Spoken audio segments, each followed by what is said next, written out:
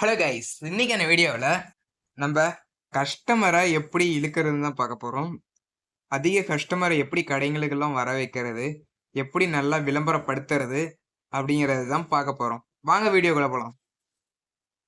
First customer நிறையா வரணும்னா நம்ம வந்துட்டு விளம்பரம் நிறையா பண்ணணும். விளம்பரம் நிறையா பண்ணணும்னா காசு தேவைப்படும்னு நினைப்பீங்க. காசு இல்லாமல் எப்படி விளம்பரம் பண்ணுறது, எப்படி அதிகமாக மக்களை ஈர்க்கிறது அப்படிங்கிறதெல்லாம் இந்த வீடியோவில் சொல்கிறேன்.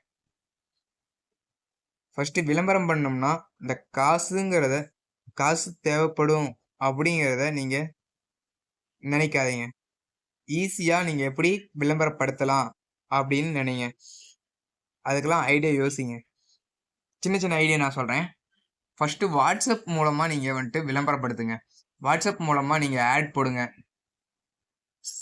ஸ்டேட்டஸ்ல வந்துட்டு நீங்க ஒரு ஃபோட்டோ எடிட் பண்ணி நீங்களே எடிட் பண்ணி போடுங்க. வேற யார்ட்டயும் குடுத்து எடிட் பண்ண வேணாம். நல்லா எடிட் பண்ண தெரிஞ்சாங்கன்னா எடிட் பண்ண கொடுங்க. ஆனால் அமௌண்ட்டு கேட்டாங்கன்னா தயவு செஞ்சு நீங்களே சூப்பராக எடிட் பண்ணலாம். அதெல்லாம் யூடியூப்ல வீடியோ நிறையா இருக்குது. அதை பார்த்து நீங்கள் எடிட் பண்ண கற்றுக்குங்க. அதே மாதிரி நீங்கள் எடிட் பண்ணி ஸ்டேட்டஸ் போடுங்க. அதே மாதிரி ஃபேஸ்புக்கில் அப்லோட் பண்ணுங்க. அதே மாதிரி இன்ஸ்டாவில் அப்லோட் பண்ணுங்க. தனியாக இன்ஸ்டாவில் இதுக்குன்னு உங்கள் பிஸ்னஸுக்குன்னு ஒரு அக்கௌண்ட் ஓப்பன் பண்ணி அதை பிஸ்னஸ் ரிலேட்டிவாக எல்லாமே வீடியோ நிறைய எடுத்து போடுங்க. பிஸ்னஸ் ரிலேட்டிவாக வீடியோ, ஃபோட்டோஸ் இது மாதிரிலாம் எடிட் பண்ணி போடுங்க.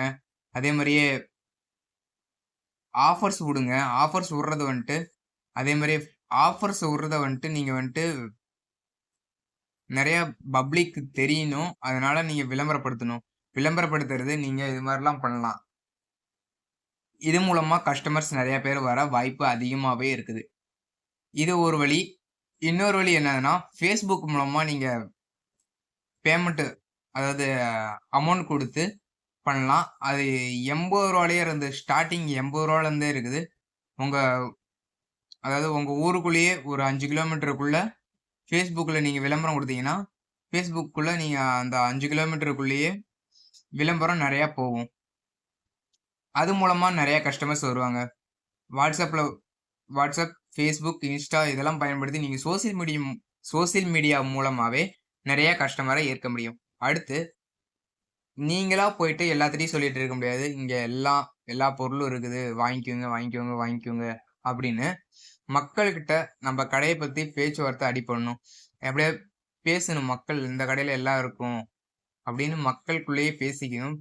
மக்களுக்குள்ள பேச ஆரம்பிச்சாவே நம்ம பிஸ்னஸ் வந்துட்டு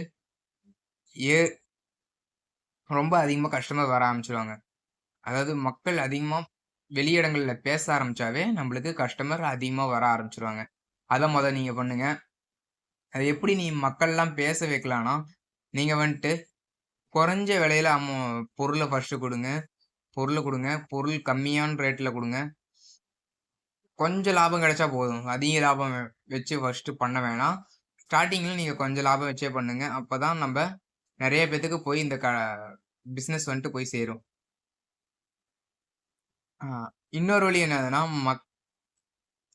மக்கள் வராங்க பப்ளிக் கிட்ட வந்துட்டு, அதாவது கஸ்டமர்ஸ்கிட்ட வந்துட்டு நீங்கள் வந்துட்டு சாஃப்டாக நடந்து கொள்ளுங்க. ரொம்ப ஹார்டாக நடந்துக்காதீங்க. சாஃப்டாக நடந்துக்கிட்டாவே கஸ்டமர்ஸ் அடிக்கடி வர ஆரம்பிச்சிடுவாங்க. ஹார்டாக அதாவது கோவமாக ஏதாவது சொல்லிட்டீங்கன்னா அடுத்த டைம் வரதுக்கு யோசிப்பாங்க.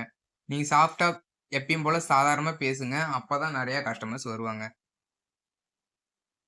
அதே மாதிரி குழந்தைங்களுக்கெல்லாம் அதிகம் இனிப்பெல்லாம் அதாவது பொருள்லாம் வந்துட்டு கரெக்டாக கொடுங்க. காசு கரெக்டாக கொடுத்து விடுங்க. இந்த சில்லறையெல்லாம் கரெக்டாக கொடுத்து விடுங்க. அது மூலமாக வந்துட்டு குழந்தைங்க வந்துட்டு போயிட்டு கரெக்டாக கொடுக்கும். இந்த நம்பிக்கைத்தன்மை வந்துட்டு குழந்தைகிட்ட இவ்வளோ ரூ. 50 கொடுத்தாலும் இந்த மீதி சில்லறையே கரெக்டாக கொடுத்து விட்ருவாங்க அப்படின்னு அவங்க நம்பணும். அதனால குழந்தைங்கள்ட்ட வந்துட்டு கரெக்டாக காசை, சில்லறைய இது மாதிரிலாம் கொடுத்து விட்ருங்க. அதே மாதிரியே இன்னும் நிறைய விளம்பரப்படுத்துறதுனா இன்னும் இது அடிக்கலாம்.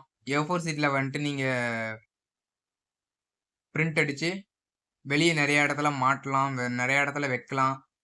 இப்படி கடை இருக்குது, இப்படி ஒரு பிஸ்னஸ் நடந்துட்டு இருக்குது அப்படிங்கிறத நீங்கள் வெளியப்படுத்தலாம். அதே மாரி வால்பேப்பர் அடிக்கலாம்.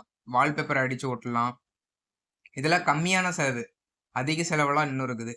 ஆனா கம்மியான செலவுல நீங்க எப்படி இந்த இதெல்லாம் விளம்பரம்லாம் பண்ணலாம் அப்படிங்கிறதையா சொல்லியிருக்கேன். அதே மாரியே நீங்க சாதாரணமா எப்பயும் ஒரு ஸ்டேட்டஸ் போடுவீங்க. ஒரு ஃபங்ஷனுக்கு ஏதோ ஒரு ஃபங்ஷனுக்கு. அப்ப ஃபங்ஷனுக்கு ஸ்டேட்டஸ் போடும்போது கீழ வந்துட்டு இப்ப பொங்கலுக்கு சொல்றீங்கன்னா, பொங்கல் நல்வாழ்த்துக்கள் அப்படின்னு போட்டு, கீழ வந்துட்டு பைன்னு போட்டு உங்க கடை பேர போடுங்க. உங்க பிசினஸ் பேர போடுங்க. இது மாரி நெறையா போட்டீங்கன்னா, மக்களுக்கு நெறையா போய் சேரும். இத பார்த்துட்டு வேற யாரோ ஸ்டேட்டஸ் போடாத அப்படியே அந்த ஃபோட்டோவ எடுத்து அப்படியே ஸ்டேட்டஸ் போடுவாங்க. அது மூலமா நம்ம கடை வந்துட்டு ஃபேமஸ் ஆகும்.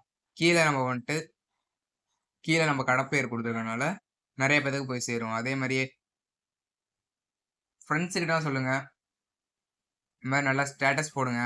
இப்ப புதுசா ஆரம்பிச்சிருக்கோம். அதனால நெறைய பேத்துக்கு தெரியாது அப்படின்னு அவிங்கள்ட்ட சொன்னீங்கன்னா, அவிங்க ஒரு 100 பேர் பார்த்தாங்கன்னா, அவிங்க கான்டாக்ட்ல இருக்க ஒரு 100 பேர் பார்த்தாங்கன்னா, அது மூலமா உங்களுக்கு பிசினஸ் ஆகும். நம்ப கான்டாக்ட் மூலமா இருக்கிறவங்களுக்கு நம்ப ஸ்டேட்டஸ் போடுறோம். அதே மாரி அடுத்து அடுத்து இன்னும் வேற யாரோ ஃப்ரெண்ட்ஸுங்க ஒரு ஒரு 10 ஃப்ரெண்ட்ஸுங்கிட்ட அப்படியே சொன்னீங்கன்னா, அவிங்க ஒரு 100 கான்டாக்ட் வச்சிருந்தாங்கன்னா, 1000 கான்டாக்ட் ஆச்சு. 1000 பேத்துக்கு இப்ப போய் சேரும். மோகனூருக்குள்ள 1000 அதாவது நான் எங்க ஊர் மோகனூர். இந்த மோகனூருக்குள்ள இப்ப ஒரு 1000 பேத்துக்கு போய் சேரும்.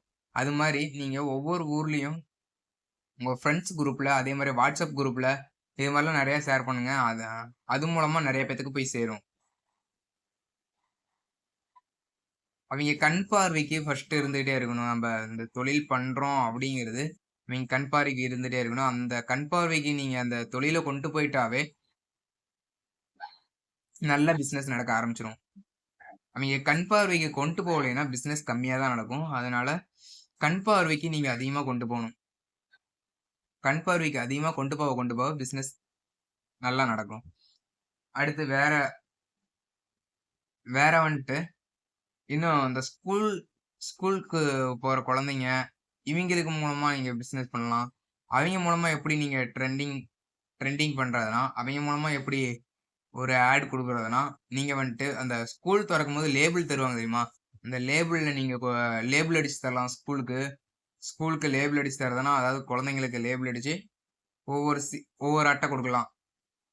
அது மூலமா உங்க பிசினஸ் வந்துட்டு ரன் ஆகும். அதே மாரியே நீங்க வந்துட்டு அந்த ஆ அட்டவணை, அதாவது லீவு எப்பப்போ வருது, கவர்மெண்ட் லீவ் எப்பப்போ வருது, அதே மாரி காலாண்டர் இதெல்லாம் நீங்க அடிச்சு தர்றது மூலமா உங்களுக்கு பிசினஸ் நல்லபடியா நடக்கும். நல்லா வேகமா கண் பார்வைக்கு இருக்கும். இது மாரிலாம் நெறைய வீடியோ பார்க்கணுமா மறக்காம லைக் பண்ணுங்க, ஷேர் பண்ணுங்க, சப்ஸ்கிரைப் பண்ணுங்க. மறக்காம பெல் பட்டன ஆன் பண்ணி வைங்க.